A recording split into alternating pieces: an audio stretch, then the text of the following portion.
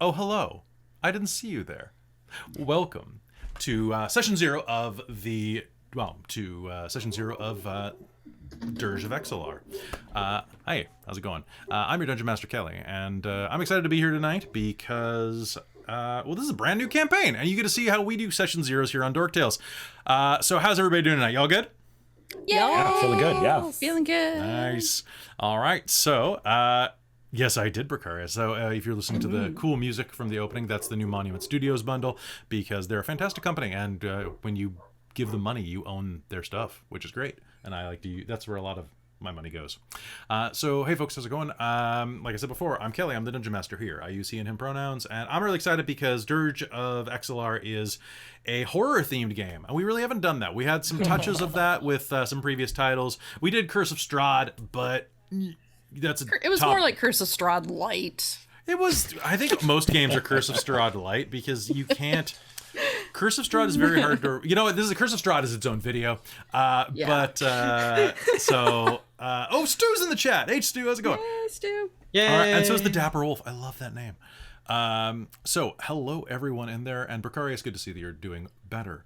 I want to say welcome to all of you who are tuning in for this episode 0, and for those of you who tuned into previous episodes this weekend and were dismayed to find that we weren't streaming, I'm sorry. My internet line broke at the pole, or rotted at the pole, or something happened at the pole, and it took the cable company forever to fix it. So Raccoons stole it. I'm pretty convinced. the raccoons would have been streaming. It would have been fine. It would have been great. Oh, they probably are. I'm sure that's what they're doing under our house. Yes, they stole your right? internet to stream. Yeah. I'd allow it. I'm sure that's what they've got under our house, and they're stealing our internet. And Yeedly deet, the raccoon's on fleek. Oh my god. You should go send the bun. Cat, you're out. Okay, Bye. Okay, bye. I was on the pole. I was dancing. Rabbit say the internet, yes. Yeah. All right. So, what you need to know about Dirge of Exalar, we'll be going over in just a couple minutes, but it is a new campaign. I do want to say that this campaign is going to have some situations that are specifically for mature audiences. It's going to have depictions of gruesome gore, horror, body horror, and lots of icky things. We're going to shy away from anything that is particularly of a certain type of adult nature, because that's not fun when you mix it with horror, at least not to me. So, and that's what we have other games for, because some of our other games get pretty raunchy. But this one's going to be a nice, solid, rated R Dungeons and Dragons romp.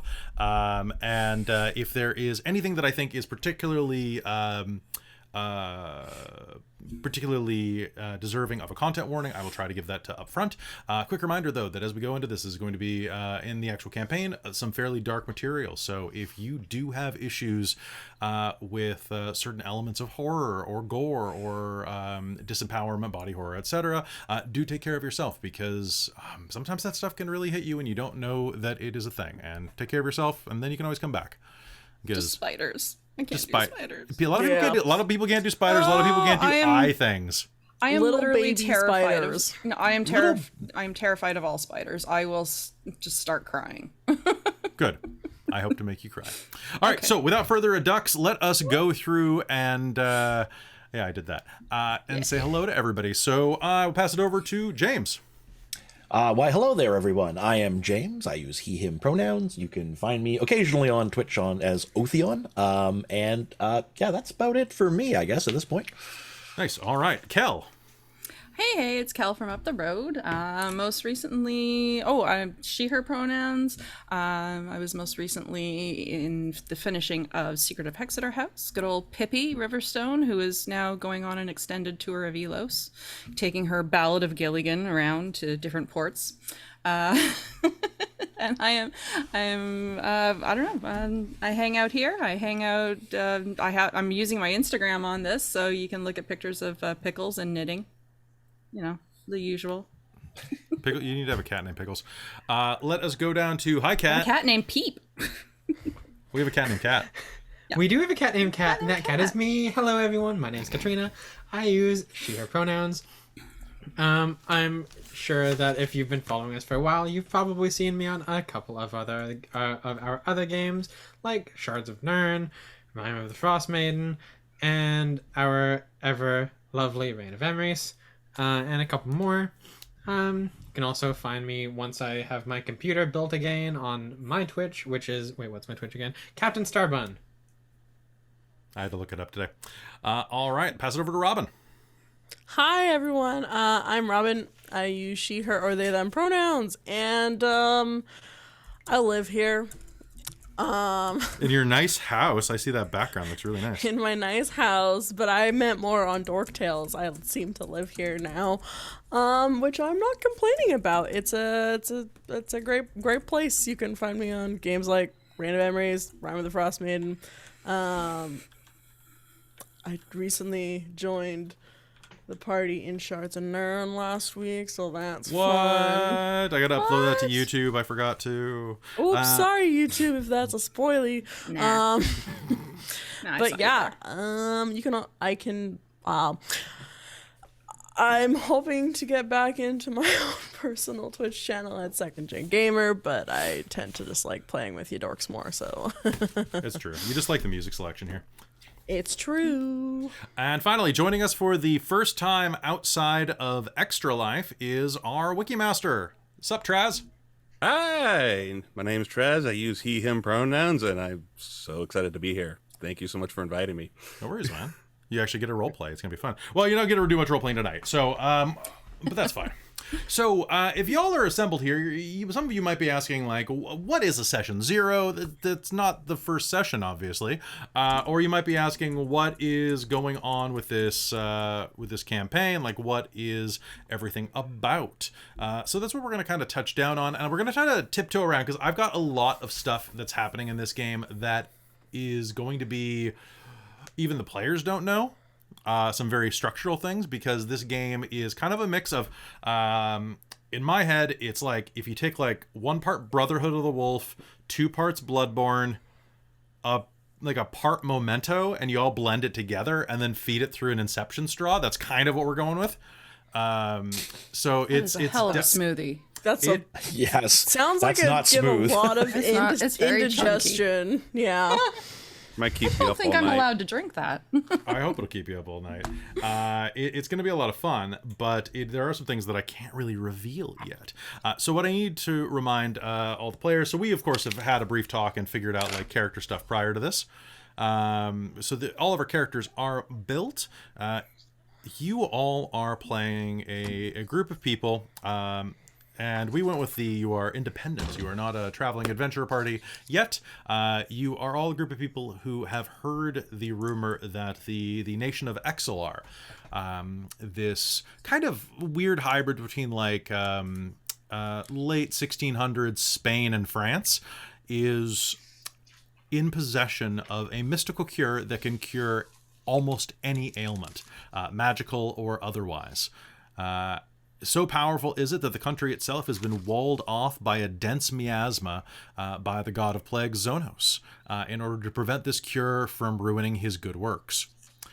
So one by one, you manage to make it through the fog wall using means that we will discover at the beginning of the next game. And that is where the story begins, with you inside of Exalar, a place where no one may travel to safely and where few ever leave at all. Each of you have traveled there for your own reasons, in that you have a condition that is afflicting you, that you wish cured. We will go into that in play, so don't reveal those yet. Each of you has your own secrets. Some of you have some things that are even secret from each other. And it's going to be a lot of fun. Exalar, you will find on the map of Argeny. It is in the northeast side of Argeny, directly above Kanasa and Orkesh. So it is basically just north of the magical fallout zone we are exploring in Shards of Nern. So, but this place is safe apparently because it's just France. So there we go. So with that, y'all are going in there, and what we're going to do tonight is we're going to kind of touch base. We're going to talk about tone. We're going to talk about what we want out of this game. So in a session 0, it's very important to discuss with all of your players and the Dungeon Master so that everybody's on the same page in terms of tone. We already did a little version of this off camera where we kind of figured out what the characters are going to be, and to what angle things are going to be, like who's going to be a caster, who's going to be a fighter, etc. That's already been determined. And actually, we've got a pretty good spread. Just looking here, I see I have a druid, I have a wizard, I have a cleric, a warlock, and a fighter, which is a pretty damn good spread. So, what I want to do right now is start off the bat and just hammer this home. Okay? I want this to be a campaign with a lot of darkness that emanates around you. My goal in this game is to give you an absolutely miserable but enjoyable slog. I want to, as often as possible, keep you and your characters on that teetering edge of adrenaline. Either from waiting for something to happen or being in the midst of it. I want to give you small victories and things that you should run away from as well. So I want to put you in positions where you're not sure if you can win and should be very happy if you do. I want to put you in positions where you're pretty sure you're not going to win and are probably smart enough to take the other way out. So don't be afraid to run away in this game. You're level 3. There are things in this game I am using that are literally beyond challenge rating. There is one item from a book, because I am drawing very extensively from the Grim Hollow Bestiary. There is a thing in that book that literally has a subbar that says, this does not have stats because you cannot beat it. It is not designed to be fought. It is designed to be experienced. Oh. Right? That sounds like something someone would put on a Tinder profile. I'm not designed to I'm an experience. I think I dated that guy. I'm sorry. You need to experience it to believe it. So before we really get into what else I need from this game from y'all, I do want to do a quick shout out to Soul Omen in the chat. Soul Omen is one of my divine patrons over on patreon.com/dorktales, and Soul is responsible for one of the antagonists inside of this. Well, antagonist, agonist. It's an agonist. It's not really. It's not necessarily against you. Well, you'll find out. But Soul has been backing that tier for a while, so I promised her that I would go ahead and start working on this. And it does take a little while for these things to get going, so thank you for your patience. Soul also contributed a sizable amount of world building material that I'm going to be like cherry picking what I think is going to work best with your player or with your characters and what's going to work best with the setting. But there's a lot of cool ideas there. And she's also been really instrumental in like pointing me at books that I have been too busy to like pour through. Because I know that we both had backed the Grim Hollow monster manual, and I hadn't had a chance to look at my PDF of it yet, and she was like, you need to look at this like right now. There's literally a plague doctor that's not a plague doctor. It's an evil bird that wants to eat you. That looks like a plague doctor. And I looked through it, and I will say, so just to make you happy, Soul, these are literally like all the monsters that I'm pulling from that book alone. I don't even need any other books. It's great. It's great. It's everything I need is right there on like page, especially because here you should check out page 5, 7. 7's going to be used a lot. I'm the only one that backed the book out of our entire group, and I know it. So You're going to love it. It's going to be great. I also think that it's really cool that in the Grim Hollow books, you can do a Witcher and dissect monsters for parts. So that is an optional rule that we can use here if you all want. This is not specifically a Grim Hollow game. This is set in our homebrew world of Ylos. However, it is in a darker part of it. Okay, so we can add those in. Of course, any feats from third-party material when you hit level 4, let me know if you want them. We'll talk about it. So besides that, what I need to do is I want you to tell me a little bit about your characters in a sec, but keep the juicy bits. Keep your malady to yourself.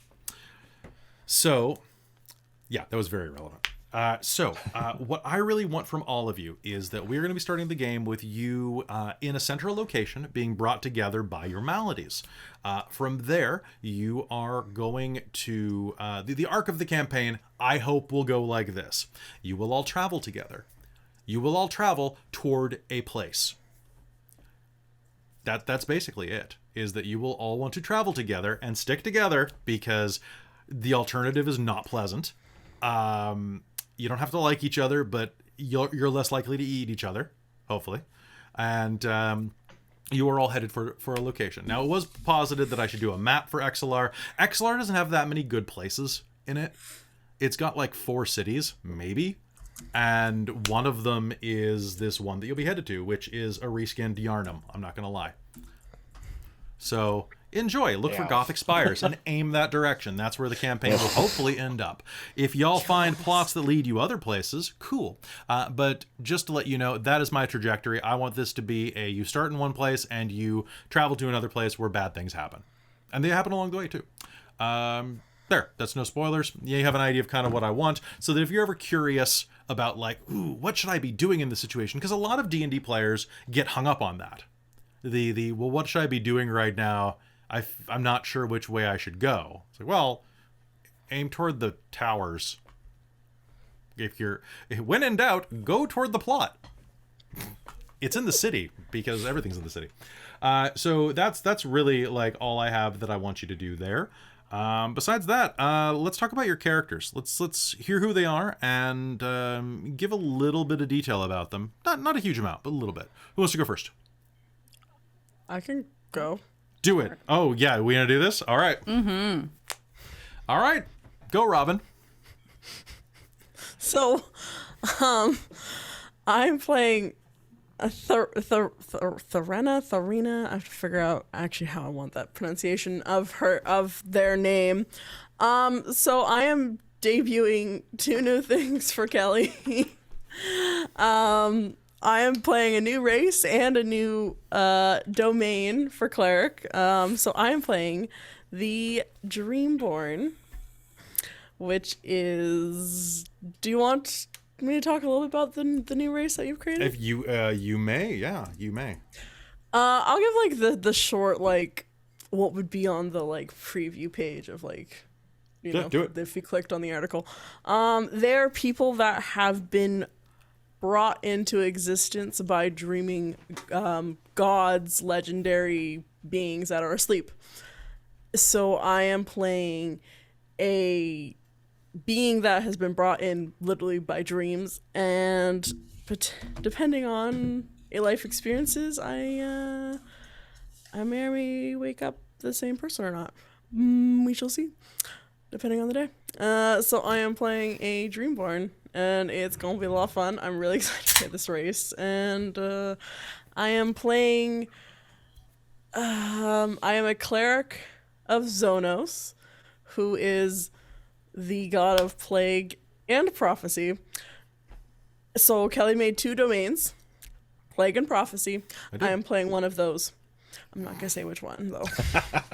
I will leave that up in the air Also, of which one I am playing. Big shout outs to Michael, our graphic designer and general nice guys at Sylvester Slays for designing this entire layout, as well as what became the Zonos symbol, which is the weeping eye.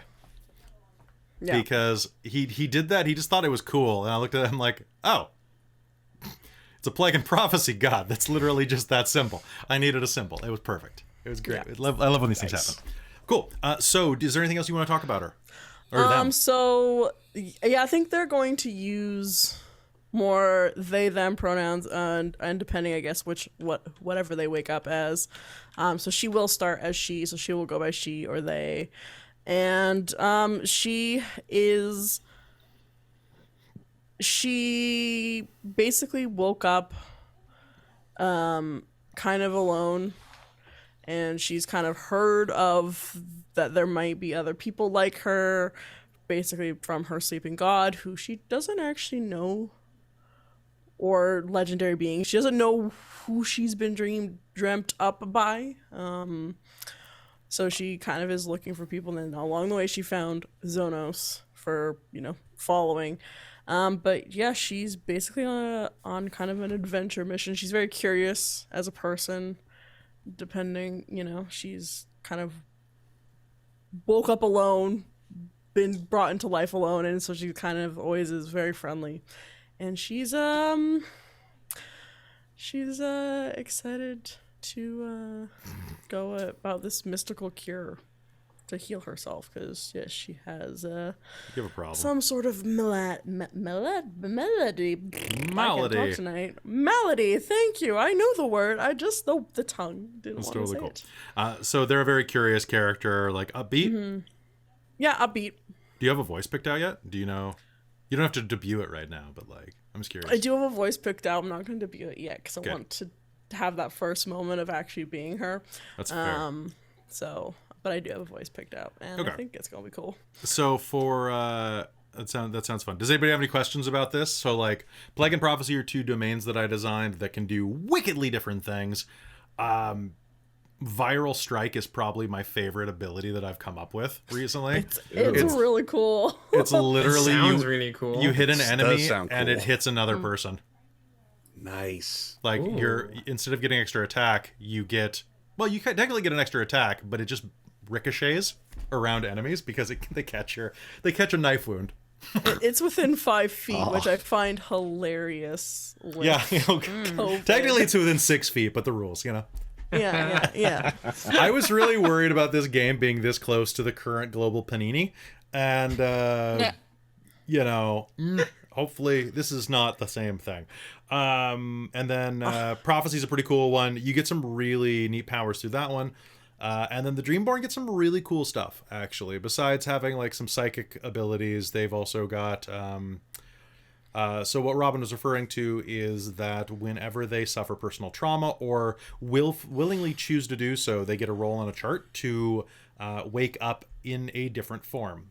They are physically fluid, basically. And I don't mean they're liquid. I mean that like when they wake up the next day, the dream has shifted slightly, and that they might go to sleep as a human and wake up in the body of a dwarf. Same look, just dwarf proportions. No mechanical differences. Yeah, we're keeping the same mechanics. I don't suddenly get. Oh my god, that would be just. Well, there is a roll That would be on that. so difficult to keep track of. Oh, I know. I had to hardwire that into the mechanics. There actually is a roll where you can turn into like a 10-year-old kid or like the equivalent of a 100-year-old man or something like that. Yeah.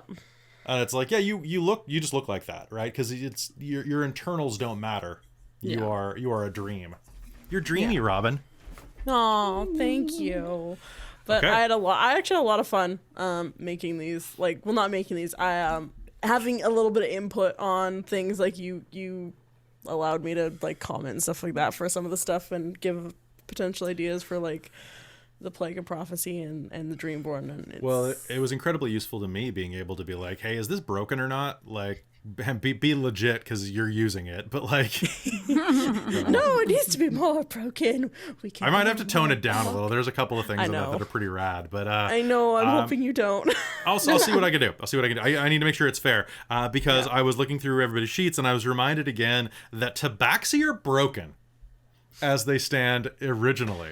So I'm really glad that what I did for Kat, for your character, was that I had swap out abilities rather than add-ons. Yeah, exactly. And I made ample use of those swap out I abilities. noticed actually. you took the balance tail. Yeah, exactly. Because I figure. Wait, am I talking about me now? I guess. Yeah, let's talk about you. Yeah. Might as well go Alright. to the other person who like I wrote stuff for. Fair enough. So I am playing Muse. She is, as you can tell by the picture, she is a cat girl. Because I am literally just an anime girl on her day off in my day-to-day life. And so she is actually playing a modified Tabaxi that, while we are still working on pronunciation of this, I'm Awusi. sorry. I thought it was a Wuxi. Is it a Wuxi, a Wuxi, or a Woxi? No, a Woxi just sounds like you're. Anyway. I've basically been going by Awusi. Awuxi. So XI in like Woozy. Well, a woozy just sounds like, oh, you're woozy, you know, like ooh. Ooh. A woozy. The wax baxy. Waxbaxy. So I think the trick here is that whatever her sub race is pronounced at, it's mispronounced by humans into that. Fair enough. Yeah. So like if you say it in Tabaxi, it sounds great. It's like Like, yeah, whatever that was. That. But yeah, in human, I'm thinking, like in common, I'm thinking it would probably be pronounced something like Uwusi or Uwuksi. And so she is a very happy person. She is generally fairly positive. But when she was growing up, she was basically purchased by like a wealthy merchant captain or like a wealthy person in the town that she was born in. She never knew her parents. The only person who ever raised her was the person who owned her. It's fairly traumatic. I have happy and traumatized written down. Happy and traumatized, yes. So basically, she was brought into slavery from a very young age. Into as when she was 18, she escaped and moved across the country. But nobody ever really trusted her because it's like, oh, you're not a tabaxi, you're not a person, and we don't like either of those. And so nobody ever trusted her, nobody ever liked her, and so the only jobs she could ever really get were like back alley inns, taverns, and she worked mostly at brothels. Being a waitress. Being a waitress. Yeah.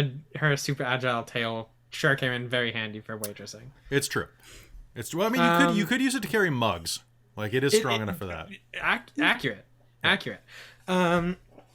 After that, she was able to actually get on working on a few like merchant ships, and she found she had a real knack for it. And she ended up spending her formative adult life working on the sea on various ships, which is also where she found she was proficient in magic.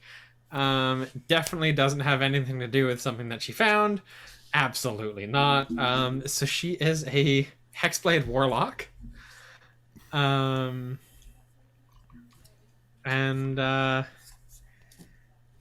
Yeah. So since then, she's kind of grown into an adult. She mostly works on ships. And she's ended up in Exalar for whatever reason. We don't know. Nobody knows. But yeah, so she's 5 foot. She has super long pink hair. She has ears. But only one set. They're the top ears. Yeah, exactly. She just has the top ears. Even though I have these ones, she does not have those ones. Well, you're going to cover them with has your wig, I think, right? I am going to cover them with my wig. Yeah. So, this is your first time playing like I almost called Warlocks casters. Hoop. Warlocks are weird. You're gonna like them. Yeah, I've never played a warlock before. Building her was a little different because there are different things there that I wasn't expecting. And so it's like I went through the warlock section like 5 times. I'm like, I don't understand some of this, but here's the character sheet, and I think it works. Yeah, I'm also not, I'm not sure if pink is a natural hair color in Ylos, but she has pink hair. We don't know why she has pink hair. I'm thinking of a reason why she has pink hair. It might be unique. Who knows? Pippi had pink hair. It's probably do-do-do-do-do. normal. I'm sure you could magic hair color like You absolutely can. It could have something to do with traumatic backstory. We don't know. Traumatic backstory gives you anime hair? Yeah. Sounds Kind of checks out. I don't know. Yeah. Kind of checks out. Suddenly protagonist. Yep. Suddenly protagonist. Yeah, I think that covers the majority of her. Being a subrace of a tabaxi, she is a naturally extremely curious and insightful person. She wants to kind of know everything that she can, and she generally has a fairly short attention span because cat. Okay. So you're leaning into that. Nice. Yeah, and all of her abilities are like Cat's Curiosity and Cat's Tail, they're all spelled with a K on my character. I noticed when I was looking it over again today. I was like, you punk. Yeah, I did that thing. I'm did sorry, that thing. not sorry. Oh, sorry, not sorry. Speaking about sorry, sorry, not sorry, or sorry, going to be sorry. I'm going to jump over to Trazelta real quick because, Traz, we can't really talk much about your character because you don't know much about your character because Traz took the amnesiac trope. Nice. Yeah, I know absolutely nothing. So he's going to be playing fist bump? Be exciting. He's going to be playing a fighter. And I don't know, what else should we say? I guess we should leave. We're using stats from a race that kind of works, but that's your situation is strange. Your situation is strange. I'm looking very much forward to breadcrumbing that for you. Yeah, that's gonna be fun. Do you have an idea for personality, like what he's about? So Ziel is a kind of regal guy, kind of like what's he like? I don't know. I picture somebody that had that wants to protect. Maybe had something he was protecting at one point. Other than that, I don't know. Like, I don't think I'll know more until I know more. So Soul is pitching a concept for you now. Can you do this voice? Who am I? Oh, well. Why am I here? I protect.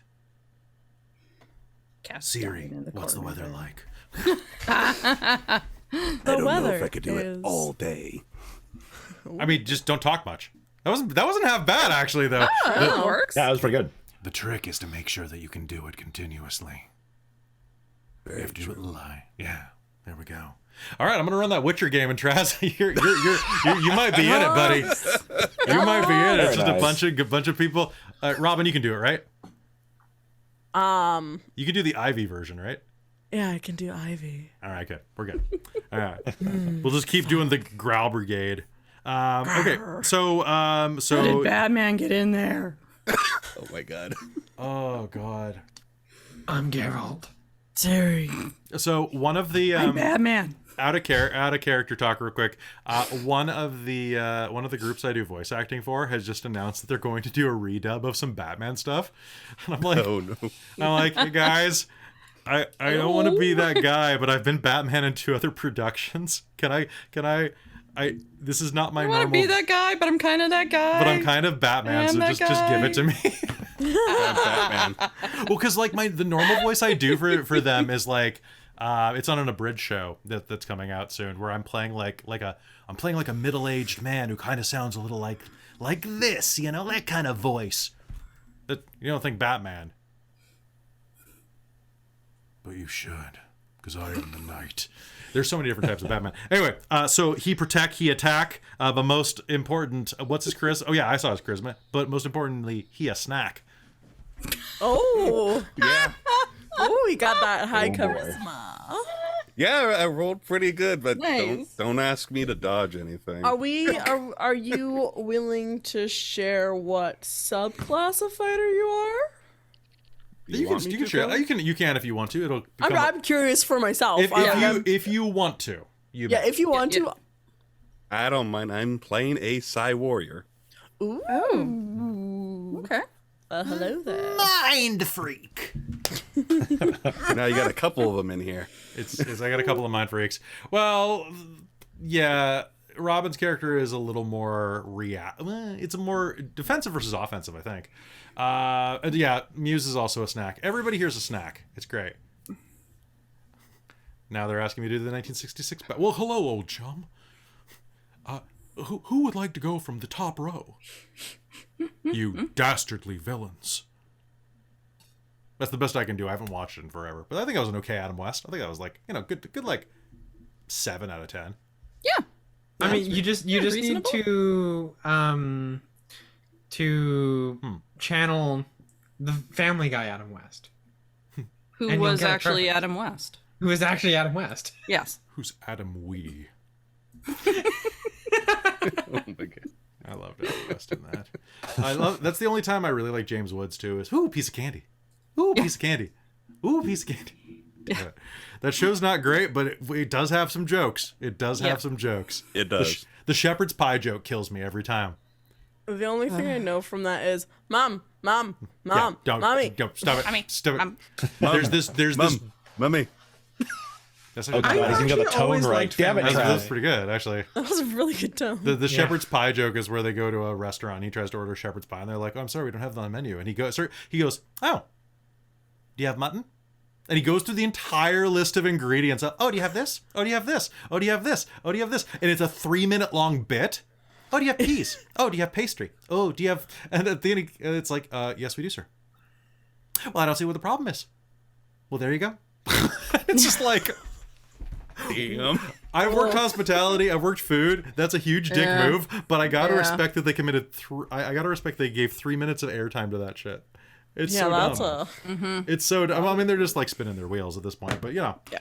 All right. So, Sherry or Carl? I don't know how that's pronounced. It's Gaelic.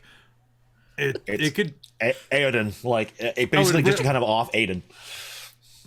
All right. So who wants to talk about their character? Either or. Flippy for it? Sure. Rock, paper, scissors. Yeah. One, Rock, two. paper. Okay, ready? Rock, One. paper, scissors. Yeah, you win. Okay. The trick with this is you always do it off camera and then pull in. Yeah. All right. Tell me about Sherry. Sherry is finally somebody taller than Pippi.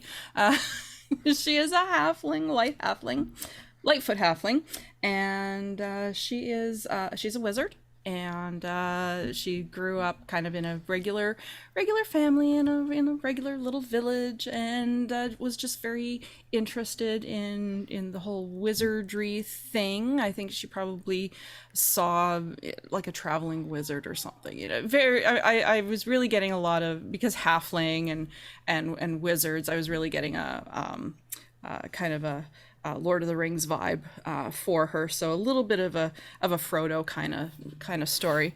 Oh, sorry, 1 second. Just turn my phone off. It's my mom calling. So I'll talk to her later. And It never stops. yeah, I know. So yeah, bit of a, like I said, bit of a Lord of the Rings feeling. She's showed an aptitude and an interest in wizardry, and has become a researcher in the studying about her spells and studying the background and just wanting to know everything. She is just a fiend for information and knowledge. There's nothing, there's no question she will not, dive into in order to answer. So I'm very much kind of who I am. If I get a question, like, I need to find out the answer. So her Google foo is strong. Hopefully it's as strong as mine. Nice. Nice. And did you say what type of wizard you're playing? I did not, but she is a wizard of chronergy. I hope I'm pronouncing that You correctly. nailed it in one. So that is from the Explorer's Guide to Wildmount. And so we have not had a chance to play with that yet. And some of the spells are dope. They and sound really cool. I am allowing one spell. So I'm allowing all of the spells from Strixhaven as well, including Silvery Barbs, which is on. It's on notice, but we're gonna try it. We're gonna try Silvery Barbs and see if it works. Yeah, I have not written it down, but I'm intrigued. I'm intrigued. Never Silvery know. Barbs is that one I sent you. That's basically Yeah. like super advantage. Yeah. It's almost too powerful. It's very. I mean, a lot of people have banned it for that reason, right? Yeah. So I'm willing to give it a try and see if it gets abused. And if it does, then we can always just be like, "Oh, it fell out of your head, and you got Fireball instead." Oops. Oh, okay. Oops, all fireball. Oops, fireball. Nice. All right. So you're a sweet little halfling. She's a sweet little halfling, but she will cut you if she has to. Good. We've got a lot of good aligned characters here on their way down. That's great. Yeah. All right. So James, bring us home. All right. So I'm going to be playing Eoden, who is a Furbolg. It's a Furbolg druid. So I am going to be the exact opposite on the height scale. I'm going to be 8 foot plus of just mass of. Did you roll your height? I didn't roll it. I just kind of. on. I kind of. Okay. You keep going. I'll look up the chart. All right. Anyway, so he is a hulking, huge fellow, and he is a wanderer who has traveled a long ways from his homeland, basically trying to keep his head down, and but also kind of enjoying intermixing with the other races for the first time basically ever, and so he's quite enjoyed kind of experiencing them and kind of learning a lot about them. Rolled a 12 there, Kelly, sorry. And but yeah, so he is a I almost kind of think he's got a bit of Conan kind of mixed into him, where he's got he can be quite broody at times. He can also be very rich, huge laughs.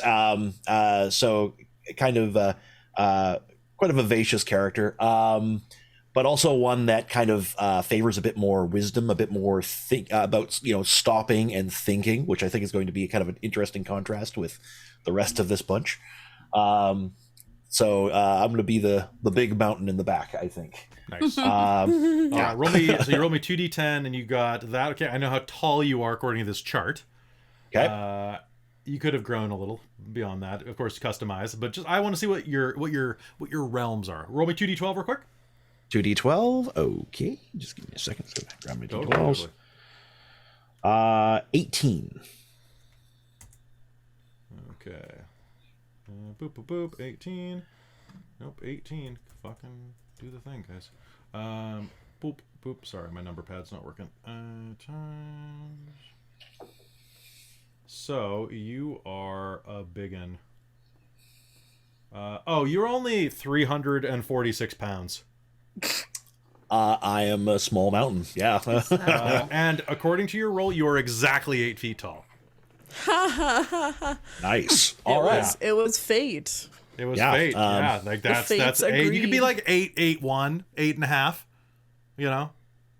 That is 100 pounds more than me, and I am could fairly eat large. all of us. Yeah. Oh yeah. And also like furbolgs can like carry a size category higher than we are. So I imagine this guy's almost got this backpack is like a house on his back almost. Just And Sherry lives in it. It eats Sherry in maybe one. I can certainly carry you. I probably wouldn't even notice your weight. But yeah, that's what What's your I've been strength score? It's like my neighbor Totoro. My strength score is 18. Holy crap! Hold on. Okay, so Big carry. and strong. I'm gonna figure this out. I gotta see. So your carry capacity. And Yeah, and I count as a large creature. 1,500 pounds. let's see. Oh god, there's so much math on this. I never use this. So is your strength score? So you can carry 270 pounds just casually. Yep. Like that's the limit of your casual carry. And you're one size larger on that. For each size category above medium, double. So you can carry 560 pounds. So He can carry all of us. Yeah, I was gonna say, I think he can carry all of us. yeah, probably. That's the amount of weight that you can bear. I think they set that as the limit. I would say you could do more with a roll, but hey, how's it going, Commune? Yeah. We're doing our session 0. Welcome. Muse only weighs 105 pounds. Yeah, I Yeah. think that Traz might have to leave his She's armor very behind, small. but like I think you can carry everybody else. Yep. So yeah, that's. But yeah, I'm the big hulking druid who is seemingly traveling the lands on his way to Exalar, I guess. It's a nice place. And for reasons, and that we'll kind of explore as we go. So quick shout out to Commune DM who just rated us right there. I hope everything is going well with you guys too, and you had a good session. Hopefully you were role playing and having some fun. Mobile huts, like they put. Yeah, so that is the basic cast here. Some things that I want to talk about real quick. So as we're going through this game, this is a horror setting. So I think that my usual rule for homebrew of having inspiration at the door every game, maybe we shouldn't. Because it's a horror game and failing is good. However, I like that. I am willing to allow if you want to test out my racial house rules. I could do that. So some of the examples of the racial house rules, I'd have to design more, I just realized, because I was gonna say, y'all I are freaks. Yeah, about to say. I don't think I have. We are wild. It's just we the are a halfling. The group. halfling would be the only one who gets it. I mean, that makes sense. Comfortable rest is the best. It's the- It's just this. It's this In the little hut on You just you have to eat like you're eating just like a big chicken sandwich. or a jam tart. You know. Yeah, no, it has to be a full meal. It has to be several jam Oh, tarts. okay, yeah. Ah, it went down my neck. Second breakfast. I feel like there should be All the something itches. for tabaxi and being able to like get extra rest because they're cats. no catnap. But they can get like Only if there's a sunbeam. Yeah. I would- attack.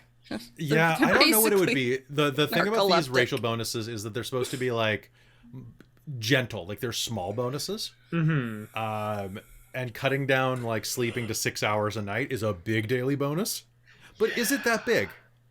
No, because the rest of your party needs to. Well, because like an elf does it in 4. Yeah. Yeah. True. Yeah. True. So, Is it- and that's not yeah. really a huge bonus. So I could consider that. I guess they still need. Do they still need 8 hours to like reset stuff for long rest? Yeah, but then you can just be Yeah, awake yeah. for. Yeah. But it's helpful So- for watches and stuff like that. Yeah, it's like Zeno is great for watches because he only meditates 4 hours a day. So let's go through some of these things. So we're going to be, since this is one of my home games, we are going to be using some house rules. So here are the house rules that we use in my games. Trizelta, you've been watching for a long time, but this is the first time you're going to be playing under me. So I thought it would be good to express these. And also James hasn't played D&D under me in quite a while, Yeah. I'm pretty sure. So That's and Cal has played so intermittently thanks to Hexter's Yeah. disastrous runtime. Okay, so you know. here you can find all of these at the generic fantasy setting 17735 wiki, which is the wiki for the homebrew. For all of my homebrew content for this. So milestones. Our games use milestone XP, which means you level up when I say you level up. Since this game is only going to run like 6 to 10 episodes, I'm going to level you up not infrequently. I would expect to end game around level 6 or 7 probably. But maybe 8. Who knows? Depends what you do. If it's something badass, I might give you a level. Okay, criticals and botches. Rolling a 20 has a following benefit. If it was rolled on attack, the attack hits, period. Yep, you double your damage by rolling twice. If it's rolled on an ability, the check is not guaranteed, but it is more likely to be favorable. So it's a nat 20 is not an always success except in combat. And I use the alternate rule that if you roll a nat 20 on a saving throw, you avoid damage. Even if you would normally take half. Yeah. You just got lucky. However, this is countered by the following. If a nat 1 is rolled, you get the following. On an attack, you provoke an immediate opportunity attack by an enemy, or damage you or a nearby ally, or create an ongoing problem for the combat, such as a dropped or broken weapon, chain reaction that adds to the drama. I pick, depending on what seems the most likely. If you roll it on an ability check, the ability roll is not guaranteed to fail, but is likely to create additional drama. So if you roll nat 1 on stealth, it doesn't mean you automatically fall in the hole, but if you still fail with the nat 1, odds are you fell in the hole. Or whatever makes it most dramatic. If rolled on a saving throw, it counts as double damage. Or double effect. This is situational, obviously, but it does mean that you don't want to roll a nat 1 on a saving throw. All right, inspiration. When you do get inspiration, you can use it before or after the roll in my games, but you can't use it to reroll a nat 1. You can spend it on yourself or an allied PC. Or an allied NPC. Let's see. All right, let's go on to other stuff. Short rests. Short rest is about 10 minutes. It cannot be combined with ritual casting unless I say otherwise. Hit dice regenerate at variable rates. Oh, hey, I forgot I actually had this roll. Oh, yeah. So in the core rules, when you rest, you regenerate half your hit dice back. I have a modified rule that I use where when you're out in the field doing adventuring and campaigning, that is what you regenerate. However, if you get like a suite at the local Four Elements hotel, and like you sleep in all day and eat, you get all of them back because you rested. But you're out in the field, you're only getting half of them back. Okay, you can use bonus actions to drink a potion. There's a much more complicated version of this that I figured out. We're not using it because it's much more complicated. It was like you could have a number of potions within arm's reach equal to the lower of your wisdom or dex mod or something like that. It was way too complex. We're just saying that it's a bonus action, and if it's easily available, you can drink it. You can also roll for monster lore, which if you would know about a monster that is something that you would know. You know what? Don't worry about monster lore for this one, because everything here you will not have experienced before, unless it's like a goblin. All right. Look, a goblin. Ooh, fancy. Ooh. I forgot I had a section here about narrative vulnerability. Oh. It's like Jedi pit theory. Let's see. Let's see, you can buy and sell magic items in any city that has a specialist for them. On average, an item can be sold for 25 to 50% of its value. It is assumed that the prices in the PHB include a 100% markup as per real-world retail. If you've never worked retail, that may be a shock to you. Yeah, no, that checks out. I've seen 200 to 300% depending on what the item is. Oh, yeah. The minis you buy at a store, I used to work in a mini store, or a store that sold minis, and a $10 mini costs $3. Yeah. Yeah. Because they also had to pay for shipping and stuff usually, so, and import fees and so on. All right, and then let's see. The last thing that you need to know as we are going for this is, if you hit level 10, you might get a fancy special ability called a milestone ability. But the big thing that you need to know is that I have a new system that I debuted in the Reign of Emeries, which we are keeping in this game. It is a narrative enhancer, and it is called The Offer. The Offer is a nice, simple mechanic that you may not be aware of. So basically, I have a coin on the table. It is very clearly delineated so that you can see it has a top and a bottom.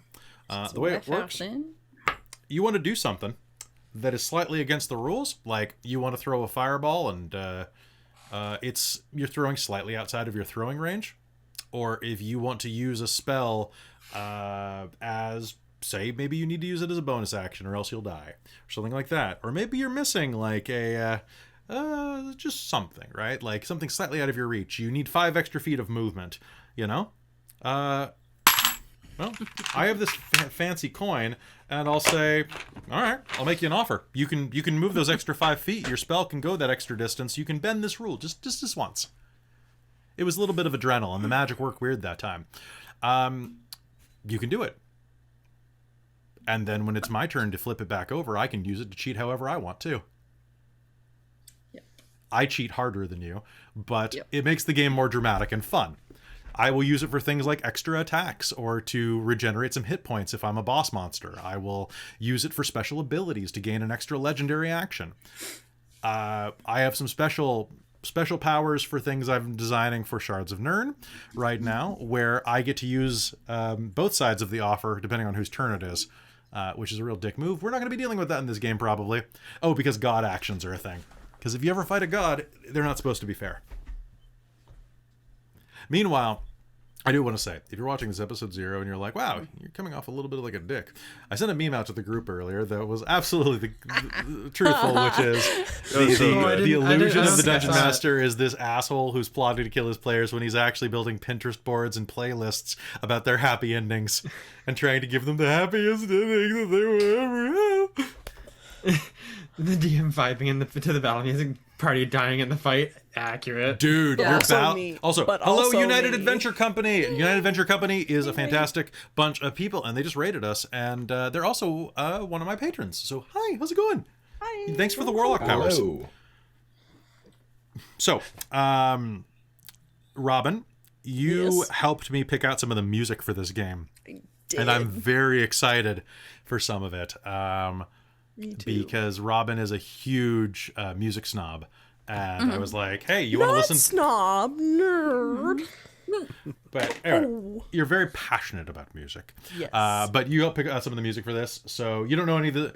I gotta say, it's really fun letting your players help pick music when they don't know the context, and you're just like, oh wow, this is something, and they're like, yeah, that sounds like, oh god, that sounds awful, and I'm like, yep, move to a different folder. Perfect. That sounds like a final boss fight. I'm like, no, the final boss fight's actually quieter. So it's gonna be pretty rad. I think you're really gonna like the soundtrack for this one. Okay, so we got the rules changes in there. We have talked about the tone. The tone's gonna be dark, shafts of light. Y'all are gonna be. What's up? I also realized what we should add, make more work for our wiki god of one of our newer rules that we have is about on your turn if you're making death saves. Oh yeah. The memory death save rule. That if you're if you're in fight and you have a death scene and you wait all turn, if you're the last initiative and somehow get brought down before you even go on your turn, I'm not saying this from experience. Yeah, so the mechanic for that is that if you are in death saves, when it is your turn to go, you have to you may choose to give me a memory of a reason that you wish to stay alive, something that is helping you fight on. You may do so. Or you may take disadvantage on your death save. You don't or disadvantage, eh? Yeah, well, and if you give me a particularly good one that moves me, then you might get advantage on your death save. But basically, my idea for that is that if you don't have something worth living for, you might as well die. Oof. But it's a sneaky little bit of meta mechanics there, folks, because when you are in death saves, and if you are the person that is stuck in death saves during a very long fight with lots of magic, it is boring as hell. And your entire turn is reduced to a single dice roll and then move on. This allows you to gain some narrative control back. So if you can't be in the fight, you might as well at least be role playing. Yeah. Everyone, a question: are you going to be rolling our death saves too? That is a question. I like to roll your death saves for you. But we can put it to a vote right now because I think that is something that can definitely sour someone's enjoyment if they are not in the mood for that. I might propose a slight modification to the rule. Please. If it's not much, and it depends on because you're running combat. But I propose is that you roll it, but then you PM the player PF for pass or fail. So at least the player knows how they're doing, and no one else in combat knows. So then you're still keeping that into role play kind of thing, but just if you can keep a poker face, I'm okay with that. But y'all got to be able to keep a poker face. I can keep a poker face. I'm bad with poker faces, and I've thoroughly enjoyed you rolling the death saves because I think it's super anxiety producing. I like that. I like having you having that power. I like the anxiety, but I also same. hate the anxiety. Okay, so character. everyone here knowing. is okay with anxiety. Yeah, I think it's fitting for the horror setting too. Okay, sounds good. And then I there take was that enough one drugs for anxiety, time I'm with Very where even your poker face failed it when you rolled it with disadvantage and it was double ones and you're just like, oh yeah, where you insta died because you got your neck broke by a punch, and I was like, yeah. and I'm over here thinking to myself, well, I guess I'm rolling a new character. That was Ivy. You too. You did have a great poker face for Ivy's nat one too. I was you were like, the first character I killed on stream too. I know you were. that I know. Yeah, Ivy was 1, Very was number 2. Yep. Reign of Emeries. Reign of Emeries killed people. Yes. yes. I remember. More time you read that my was word. funny. Yeah. We should get that on a shirt on the next run, actually. Hey, but I've died most times on screen. I've died If twice you want to now. design it, let me know, okay?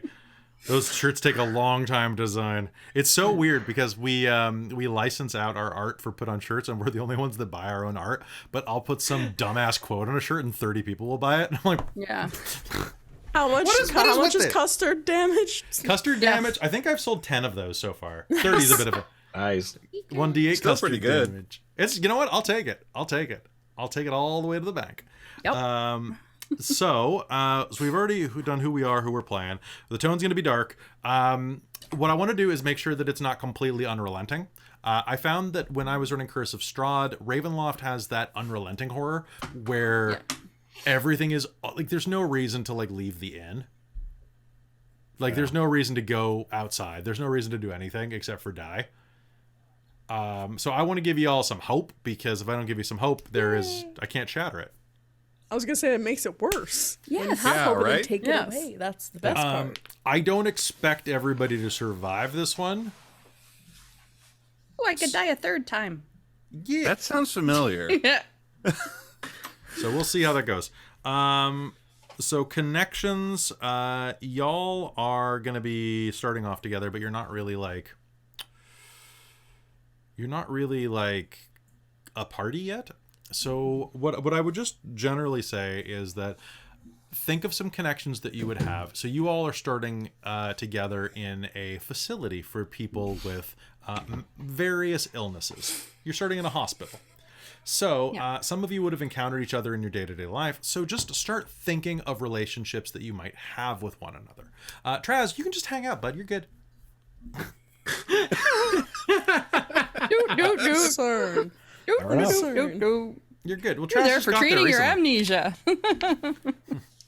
It's just every day. It's like 51st dates, but it's 51st Yep. initiative rolls. So that's going to be that. So with that, since we're starting there, do y'all want a costume in PJs for the first episode? Pajama I party. don't really have much. Yeah. Like, Yeah, I I mean- mostly just have t-shirts. So Yeah, okay. Then we don't have to. We can do it in clothing. So your armor and equipment will be elsewhere because you don't need a greatsword inside of a facility. Right. You will be able to either retrieve yours or someone else's. Okay. Okay, so don't worry about equipment, basically. You're not going to be needing gold. You're not going to be needing the traditional adventuring stuff. Like, you have everything you need, or you'll be getting it. We also, for those of you who are going to be using a lot of weapons, I'm going to start using modular weapon damage as an alternate rule. And what that could mean is I've been watching some cool videos about some other ideas to how to make the weapon system a little more interesting in 5th ed, because it's not nearly as diverse as other systems for D&D have been with weapons. So you could have like a rusty longsword. And a rusty longsword would do 1d8 versatile 1d10. However, it would have the dull component, which means that your damage dice have disadvantage. But it hurts more. I mean, Or the less. tetanus. Or less. Yeah, you But could so tetanus, what that bonus means tetanus. is you'd roll the d8 twice and give me the lower score.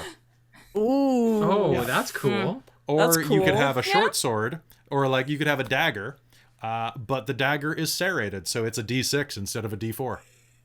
It's a steak knife. Yeah, it's literally because that's going to hurt a lot more. Yeah. But like some people want giant weapons, but some people want some cool shit. We're gonna do that. We're gonna do some cool stuff. It's similar to my basic rule about for anybody who wants to dual wield. I am absolutely fine switching up weapon damage type. If you want to be using a saber instead of a rapier, totally cool by me.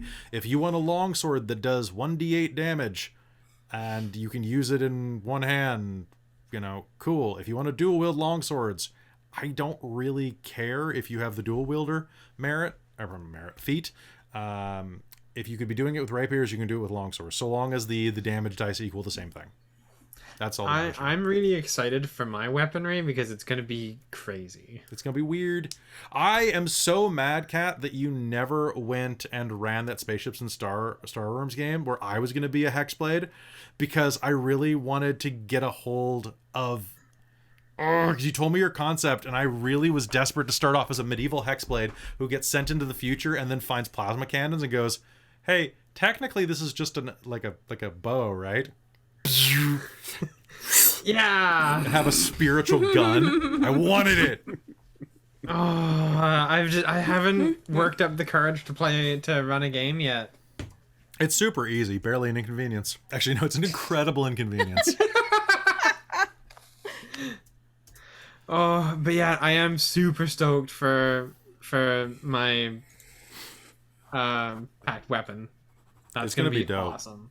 It's gonna be dope. And since we have your we have your stuff, it'll be pretty solid. Just find a Wookiee crossbow. It just shoots Wookiees. What about Wookiee? I know, Chewie. 1d10 Wookiee damage. That's not how the Force works. It's still 1d10 custard damage. You wouldn't think so, but Wookiees are made of custard. Oh. Do they come with the fish fingers though? No, you have to go to Akbar for those. Oh, well, that makes sense. Although you'd have to roll a Dex save because it's Yeah. a trap. It's a trap. Let's say it sounds like a I was trap. gonna say you have to roll perception to check for traps. Yeah, That's true. yeah. Quoting Ryan George is tight. All right, so some lines here, folks. Since this is going to be a horror game, does anybody have any lines that they want to make readily apparent to the chat that are not going to be in this game? So far, I'm gonna start. I'm just got point to body parts. Nothing here, so no eyes, no fingernails. Those have been taken off the table. Okay. No prolonged tooth stuff has been taken off the table. Okay. Prolonged, that means like you can get your teeth knocked out, but you can't, Can't have a root canal. No, like torture. I scene. slept through my root canal. no tooth tortures. Okay. No I tooth slept torture. through my- it doesn't bother me. At least That not part front doesn't teeth. bother That bugs me. I don't know why. Let's see. So no fingernails, no that. Spiders to a minimum. Yes, please. If I start using spiders, remind me. I'll just- Because spiders are such an instinctive thing to use in D&D. Spiders are kind of negotiable, just as long as. Not on, I know don't what? like it them on me. For me, that's I'm just my spider line. I am okay. I'm as long as it's not coming out of an orifice. Oh yeah, bugs in skin. I Bugs in think- skin were another veto. Yeah, Yeah. that's I can live with the spiders otherwise. They can be ambient. They can be ambient. Ambient spiders, like they've got like little Ambient speakers on their backs, like Hello, I'm a spider. They're little LED spiders. ASMR spiders. Eight-legged pigs, gremlin spiders. Yeah. everywhere. God. Okay, so those are our lines. Obviously, we have already just to alleviate anything. This is going to be a horror game, but it's going to have no like sexualized violence or anything like that because that is not relevant to this setting, and I don't want it. Yeah. So if there's anything that seems like it's going to be creepy and going in that direction, it is a fake out. Also, I am doing it unintentionally. So, there are going to be like weird power dynamics and things since this game is partially set in a hospital. So there will be that element of like weird power dynamics between like a patient and a professional medical person. However, that is not going to be going that direction at all. Also, just to quickly put it out there, not that there's really much of an opportunity in this, but as most of you are aware, I am 100% behind any type of PC, NPC, PC, PC, NPC, NPC, although that's really my call, like romance. So if your character falls in love with like, a Silent Hill nurse, more power to you, really. Like, Fair enough. I mean, that's one way maybe to get out. just fall in love with Yeah, Pyramid Head beauty's and in the build a eye house. of beholder. Yeah. Or beauty is in so- the beholder. Who Yeah, knows? that's it. Beauty's in the beholder, yeah. Yeah, it's Yeah. D&D. Who knows? So Kelly, when you say like body horror and stuff, like are we talking like Saw horror? I'm talking John Carpenter. Okay. I'm talking I'm Thing. I'm talking The Thing. The Thing is a very big inspiration for a lot of this. Okay. Okay. So is anything David Lynch. Okay. Fair. So you said no bugs under skin, but that doesn't mean more like eyeballs in skin or like mutations or like I can live with anything that, yeah. from like, the World of Darkness, anything. Any of you who have done any Vampire the Masquerade know exactly what I'm talking about right up front and have probably played in games with me where I've had just random Zamisi show up. So random Zamisi or random. So Robin and Traz, I'm sorry. The rest of you are all probably... Yeah, I mean, right? I was like, Nope. Yeah, I mean, like we all know that I don't really have any lines when it comes to horror that I've found yet. Yes, and the thing is, folks, when you are doing a session 0 and you're talking about lines with people, it is really important just to know that everybody's on the same page and that everybody is comfortable expressing themselves. So there are a lot of different like tools if you're around a table, like the black card or the red card, green card. Like you can do like a stoplight system with cards, or you can just have something on the table where if you're uncomfortable, you touch it. You don't even have to say anything, because sometimes it's very hard to speak up when you're uncomfortable. You don't know why you're uncomfortable, and if you speak up, someone might say, "Why are you uncomfortable?" And you're like, and you freeze up because sometimes you're just uncomfortable and you don't know why for about a half hour, and then you remember something that happened in childhood. Right? It happens. So having some type of narrative tool where you can literally just like hold up a piece of paper that is a certain color, and you're like, oh, someone's uncomfortable, let's change the topic slightly, is very, very useful. Because we are doing this by stream, what I strongly encourage is, if I ever do anything in this game, I know that you all trust me fairly implicitly, because of our long experience together, and you know that I'm on your side for this. But if I ever do anything that's in the center and that is in the middle of game and goes a little too far or does something that you don't like, just send me a PM. Just be like, that wording was a bit much. Because it's very hard for me as a dungeon master and more of a storyteller. I will have a particularly like perfect thing I want to say about the way something tastes or smells or moves, and I'll say it, and that reaction that everybody makes, like, oh, that's gross, oh no, thank you, like that type of reaction, that's what I want. Yeah. Right? But it's a positive reaction is what I'm hoping for, where people are getting that whole like, oh God, you know, but not a real internalized gagging. So, right, y'all feel me on this? Mm-hmm. Yes. Yep. Mm-hmm. So hopefully, and you can always send me a message. Traz, I know we haven't really roleplayed together very much because you're newer to our life, but welcome, friend. I'm on your side. I'm not trying to kill you. That would be way too easy. Yes, he is. I'm not trying to kill you. I'm trying, but it might happen. But if it happens, he's not going to stop it. Usually you negotiate that before the game starts. No, that's it. So, I mean, I think the theme of this thing is hurt me DM. You know, said in that way. Hurt me. I just DM. realized this Hurt is me the plenty. second game where I've signed up for "Please hurt me more."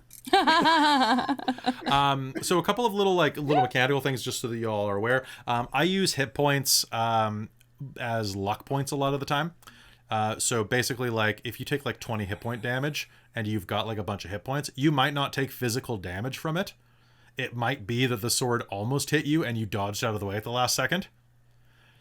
I do that for a narrative reason, because if I can stab you like 500 times, it gets really boring explaining how many shoulder injuries I can deal to you. I don't know how half the people in my long campaign can even lift their arms anymore for the number of shoulder They injuries. have no arms. They're like T-Rex. They're stumps. Like, oh. They've all been replaced.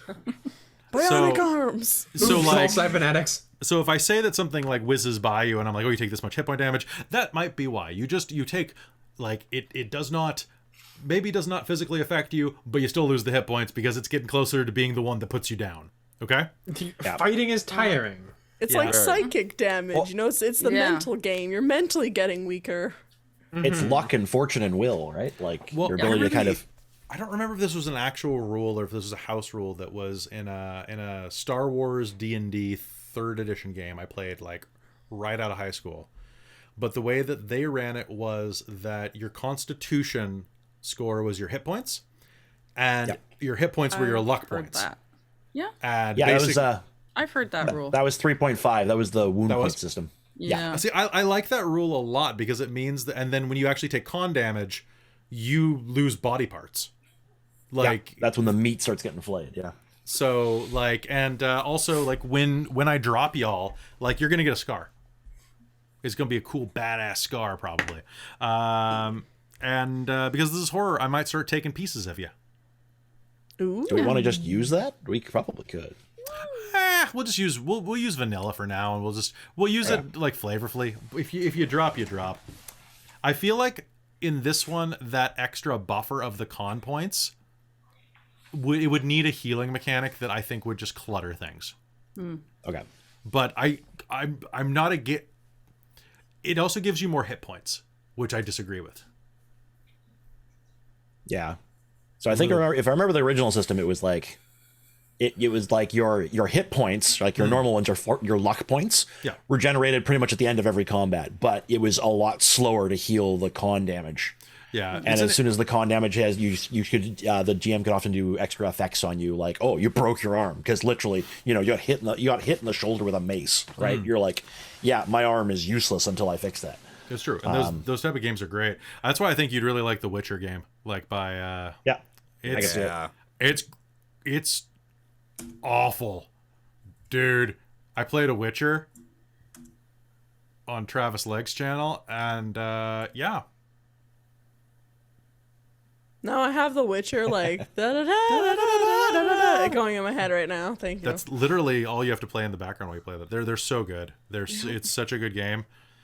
Like, it's a really interesting system. We'll get around to it someday here on Dork Tales when I have some free time in like 2 years. I was gonna say, what's Free time? Free time is me time. No, it's not. I had a weird moment today where I was getting my shoes on to head out the door, and I was like, okay, I've got to run game tonight. I've got to run like the session 0. I've got to go. Why am I so tired? You've already worked for 8 hours, dumbass. Now you have to go and prep for game. And I'm like, oh god. My work technically isn't even this. This is the cherry on my day. Don't be a professional dungeon master, folks. It is exhausting, but fun, rewarding, and lovely. And I get to hang out with you people, so it's pretty great. Both kinds of dungeon. That applies to both kinds of dungeon master as well. It's very hard on the wrists, regardless of what you do. Exactly. Yeah. Okay, so the last thing is, the last thing that I know I want to touch on tonight is that there is a character that I want to have. I want to have a friendly aligned character attached to the party. So you guys get a little friendo who is going to be traveling with you or something. I love friendos. Friendos are great. They are going to be presently in my mind. I have them as a halfling or a gnome, but they are small and are kind of like I gotta admit, I'm picturing Tom Holland. Oh, okay. I'm just picturing a traveling Tom Holland. So what I would like to ask for is, do we want this person to be a halfling, a gnome, or a human? Well, I mean, I'm partial to a halfling, but I do like halflings. I'm not. Halflings are great. Yeah, I kind of like halflings all too. of my Yeah, characters halfling. have all had a thing for halflings. This is you like fuzzy feet It's those Which is fuzzy funny feet. because Very does not have fuzzy feet. because she waxes. Yeah, literally, she's like, she doesn't like body hair. She thinks it's gross. So that's why she gets rid of hers. She'd never make it over in Argeny. No. Okay, I'm gonna look up a halfling name generator right now, Okay. and Spider just- Frodo, please God, no. I can't get that meme out of my head where it was Tom Holland's evil twin Bob Deutsch or Bob Netherlands. Bob Netherlands. Okay, so what do we got here? We got Sherry, Auden, Ziel, Tharina, and Muse. So none of those letters to make this nice and easy. Let's say we could do Marcus 4 feet. Does he have 4 feet? Is that his? No, is no, that his 4 mouse? feet He's doesn't 4 like- feet tall. It's in like foresight. Oh, F-O-R-E. Okay. Marcus Common Hollow is pretty good. That's Marcus with a K, by the way. Yeah. Danian Foghill. I mean, it's kind of Silent Hill. Yarvon Hillspell. Okay. Hill spell fog Phallus. hill. Phallus Cloud Shadow. That is Sorry, no. Done. Never be able to take things seriously. Phallus, we'd just nickname him Dick. Yep. Flynn. We get Dick Van Dyke is one here as well. I think it's already How taken. about Flynn Rider? Is that on there too? No, but Flynnhorn Moongrove is. Ooh, Flynnhorn Moongrove. That's pretty I fun. like I like that. that. Not bad. So Yeah. there's What's up, Horn? Santa's Big Flower. I don't even know how to pronounce Santa's that. big flower? That's what Yeah, I heard. you know. That's yeah. what I heard. Belwan Fat Meadow. Daver Fast Shine. Ira Fire Fat Braid. Who the Wait, what? Ira just Fire making Fat shit Braid. up. could be Ira Fire. No, they're just throwing That words sounds at very each other. Italian. Tardak no, Mist we're just- Mantle. Mist Mantle's a good name. Tardak is. I Mantle's like a- that one. Yeah. Miss Mantle is good. So there's Mismantle. Todd Smoothless. Todd Smooth. No. Can't even get through the Todd name. Smooth The ending Hands. of- Todd No. No. That's going in a different game. No. It's going That's on. in the It's, After Dark version. the Underdark See version, I that would say. pop up in Underdark. shards. Bullzo High Hill. What else we got? Bozo Highball? Curran Good Barrel. Ooh. That's not bad. I like that. So I think it's down between Curran and Flinhorn. I like Flinhorn. I like Flinhorn. Flinhorn Moongrove or Flinhome Fat Meadow? Flinhome Moongrove. Yeah. I think. Yep. Although, I mean, I'm partial to Todd Smooth. No. Todd No. Smooth. Yeah, he worked at the brothel that He's a jazz Muse musician. used to work. Oh, maybe that was one of Muse's coworkers. He was One of the- Muse's one of the coworker. other There, waiters. you can have that. Todd Smooth. Oh, I've got it. Flinhorn Rose Spun. Oh, there we go. Also, I think I'm gonna go with pronunciation of Tharena, not Tharina. Threna. Tharena. Threna. Is your voice gonna be Gal Gadot? Is your voice going to be like Gal Gadot, where you speak with a slightly, what is that, Greek? What type of you don't sound, that's not Greek, is that a dog? Yes, it is. Yes, it's a dog. Show us the dog. Dog. Show us the dog. This is episode 0, you can show us the dog. Come here. Dog. I saw him. I saw him. Puppy. I saw the dog. Big Heart. What other name? Come here. Come on. Don Fastfoot. No. Hamel. Don Fastfoot. Yeah. There was also, Ublin Cherry Cheeks. Oh. No, he's Darren it sounds like a children's Wiseacre. entertainer. What are you, some type of wiseacre? Well, yeah, I'm with the Shire Wiseacres. Get out of here, kid! You bother me. Yeah. Ah. Don. Halfling Street Gang. You came around second breakfast. Came around looking for stole the my wrong jam second tarts. breakfast. Cherry cheeks. Wiseacre. Okay. Oh god. Okay, so couple of things. So I've got some pretty badass names for this place from my list of names that I printed out 5+ years ago. God. Hey James, this is the list Yo. of proficiencies for firearms for that modern game that we ran at the beginning. Oh wow. Good old times. Yeah. So we've got some pretty awesome names for things coming up. Oh, actually, here's like a bunch of stuff about the Kowloon Walled City. Cool, this is good stuff. Basically, Dork tells story with 2 games. One of them survived, the other one did not because one of the players like moved to the other coast. And it's a thing. We didn't really have Zoom wasn't as good back then. Paige Turner, that's a pretty good name too. That's good. I like that. Primarily dog. One of my friends had a halfling called Girthy Jam Jar. Dog. Boy, was he a girthy jam jar.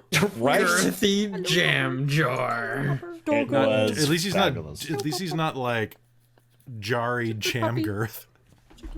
Jari Jam Girth. Jari Jam Smooth Girth. hands. Todd Smoothhands, Jari Jam Girth, and Don Wiseacre are 3 halflings. In a trench coat. They're still all naked. They're still flashing you. On the CW. On the content warning, yeah. Welcome to the content warning. Yeah. They are the content warning halflings. They are the content. I mean, there's a drink called three halflings in a trench coat. Now I don't want to know what goes into that drink. No, you don't. Now I need to know. All right, we'll figure that out. It's special. Okay, so we've got basically the entire thing here. What else do y'all want from this? Like, is there anything else I need to touch on before we get to the end here? Okay. That about I covers think- it. Covering it. I think that covers it. I'm mostly just excited for an actual like super horror-y game full of horror and horror. So I will say, horror. I'm going to let you know this in advance.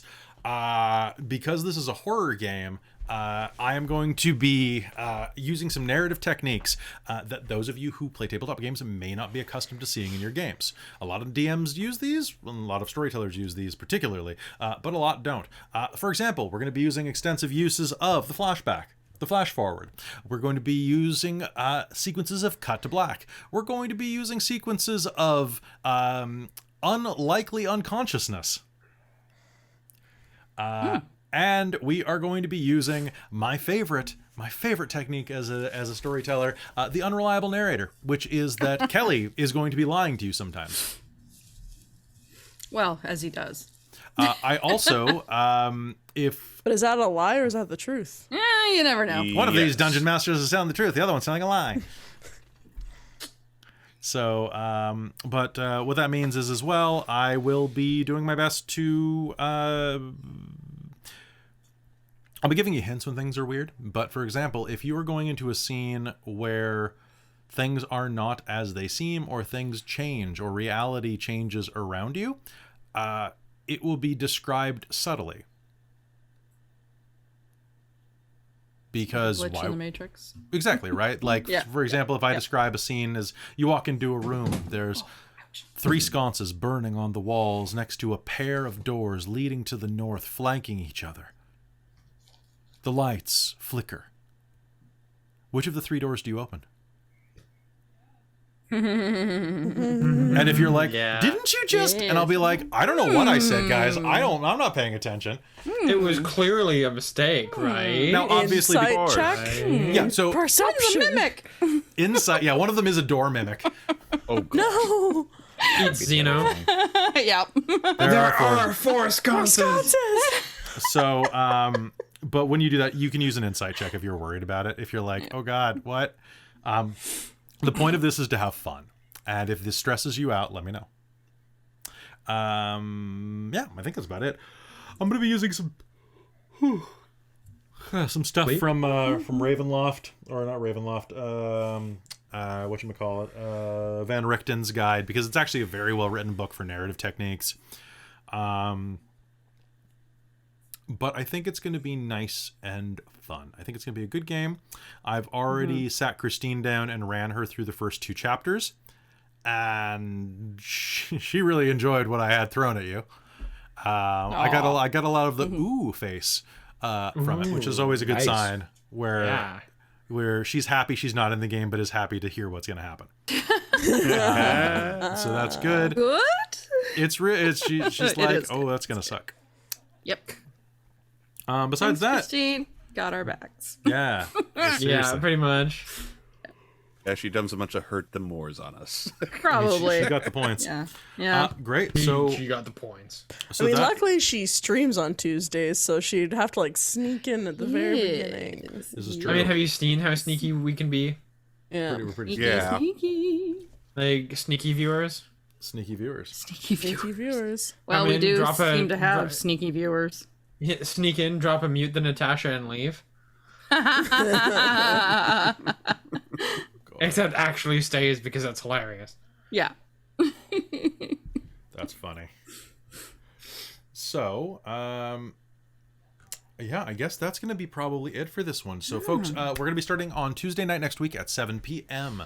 Pacific Standard Time. We hope that you join us for that, and it's going to be a lot of fun. This is going to be another one of our fully costumed games, fully immersive with all of the background music, so you can hear all sorts of amazing music and amazing role-playing. It is going to be, I'm going to give some content warnings at the beginning of the game, just to remind you that it is going to be a horror-themed thing, and it might not be suitable for everybody. Definitely not suitable for, like, 5-year-olds. Yeah, definitely not suited for Not suited for 5-year-olds us. or Kel. Or Todd Smoothhands. No, God. he's too. I mean, the things he's that too Todd soft. Smooth Hands has seen. Ooh. Well, yeah. I think anything's suitable for Todd Smooth Hands. He's got his fingers in everything. He There really goes does. our R rating. Well, Everything and well, never mind. All right, so with that, I just want to say, players, thank you so much for coming out tonight and for doing the session 0 and for getting amped up for this. Next week is going to be a pretty big slog, so have a bunch of coffee before a game and be ready to role play. It is going to be a lot of fun, and I'm not sure where it's going to go. That makes It'll be something. 6 of us. Yeah. Also, Yes. can we just since I see Sylvester Slays in the chat right now, can we just say how awesome these frames look? Where do you see They them look next so week? good. He knows. But they are great. They are. that looks so good. I love the contrasting circles between the character and our classes. It looks so good. I love the reverse of it. It looks so He good. knows what he's doing. He does. He's a professional. It's true. Oh yeah. I also want to shout out our artist Kiyoshuki, who did the art for Wild Beyond the Witchlight, and was able to. Her internet was down over the holidays, or there was some problem there, and she managed to get all this art cranked out to us in under 4 days. Yeah, that's We should that's make amazing. a command for her, but I am gonna post her Twitter. Yeah, so right like now. if you were looking to have some art done for your game or for your personal amusement, Kiyoshuki is really, really reasonable, responsive, and a wonderful person to work with. She is my second favorite artist on the internet, after our beloved Ylos. So if you seriously go check out her commission page, she's really reasonable for the type of work she does. Like get her while you can. Throw work at her because she deserves it. With that, I also wanted to thank all of you players for being here, and I wanted to say thank you so much for tuning in, viewers. Hope that you're going to be here for the premiere next week. It is going to be a hell of a game, and I think you're really, really going to like it. I also wanted to remind you that if you like what we do here, you can show us by giving us a follow, giving us a sub if you're here on Twitch, a free sub if you're over on YouTube, or if you want to help the stream more directly, you can support us on patreon.com/dorktales. Consider this game like watching any type of music performance or any type of entertainment performance at all. You know, you tip your waiter, tip your streamer. It's a good practice to do if you're getting regular content. A couple bucks a month gives you the ability to get your name at the end of credits. $5 a month gives you a behind the scenes podcast, and more gets you the ability to convince me to run an entire game like this for your amusement with monsters that you create. Well, that we create together, but evil horrors that you brainstorm up, and I have to figure out how to make a plot around. So toss a coin if you can. I'll be at the bar. You've been the most lovely audience. And a quick thank you to my my divine patrons, Soul, good to see you there, as well as DM Mike and Schulten, as well as my demonic producers, Nacro, and I'm pretty sure Precarious now. I gotta double check that that's his tier because he just did that, as well as my princesses of the Patreon, Taryn and Buddy. Y'all are wonderful, and you have allowed this to become my job, so thank you. I love you very much. And I hope I keep making you happy. You should join them right now, because if we get to 50 patrons, I'm going to do a super secret special thing that you're going to really like. I guarantee it. Which means I'm only 10 away. So, hey. Ooh. Yeah. Very cool. Very cool. So, and with that, it is going to be, Slouching Beast, I'm very excited for you. That's a great name. It's going to be a fantastic game. I hope you're really going to enjoy it, and I hope that you come back for the rest of this week. This week we have the Shards of Nirn is back tomorrow with an episode called For the Horde, because I love puns in my name, where they are raiding a dragon horde. At least they're trying to. We'll see how that goes. Thursday night is Vampire the Requiem, finally back after an extended hiatus from the holidays. Friday is the finale of the secret. The Reign of Emeries. Long game. That one's dead. That one's dead. So Reign of my Emeries is girl. finally finishing on Friday. No. Saturday is nothing. Because my second special announcement, for those of you who may not have heard through other channels, Saturday night is normally our Mage the Ascension, the Victorian Age game. However, last Saturday we were unable to play because of technical problems with my internet wiring. And this Saturday we're not playing as well because we are designing characters and building because Mage the Ascension, the Victorian era is going on hiatus. This is the 10th year of Onyx Path. They are celebrating their anniversary this year, and as part of the February month of Old World of Darkness and part of their promotion for Lore of the Traditions. They have reached out to Dorktales and asked that I run some Mage the Ascension on their channel. So I am officially running Mage the Ascension for Onyx Path on their channel. And technically I'm getting paid by Twitch to do it. So technically I'm getting paid to run Mage for the world. So That's full circle finally. Yeah. Nice. So that's going to be amazing. So we're going to build characters for that. It's going to be a little 5-episode arc. It will be, Nice. it isn't all set in the same world because all of my games are, even the ones that aren't. Especially the ones that aren't. I was doing multiverse before Marvel was, damn it. You guys remember the LARP? We went to We everyone. crossed over. Oh everybody. God, I have the shirt that proves we went everywhere. We do. I need Yeah. to make more of those. The cowboy shirt was, the cowboy part is the cowboy game was really weird. I mean, that's you made what a the nuke cowboy world is where Jeb Witt made the nuke. It's in true. the junkyard. In the junkyard of the cowboy world.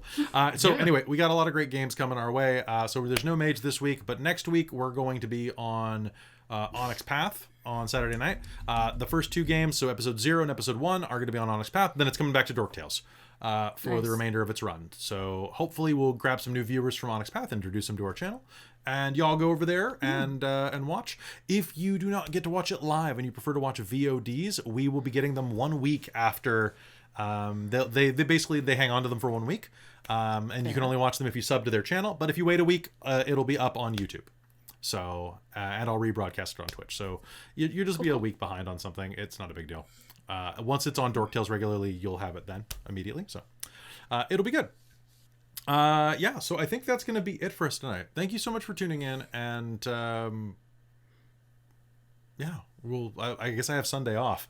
So I will see you all on Tuesday, if not sooner, for episode 1 of Dirge for Exalar. I believe it's called Cure Thyself. And we will see you then. Good night, everybody. Night.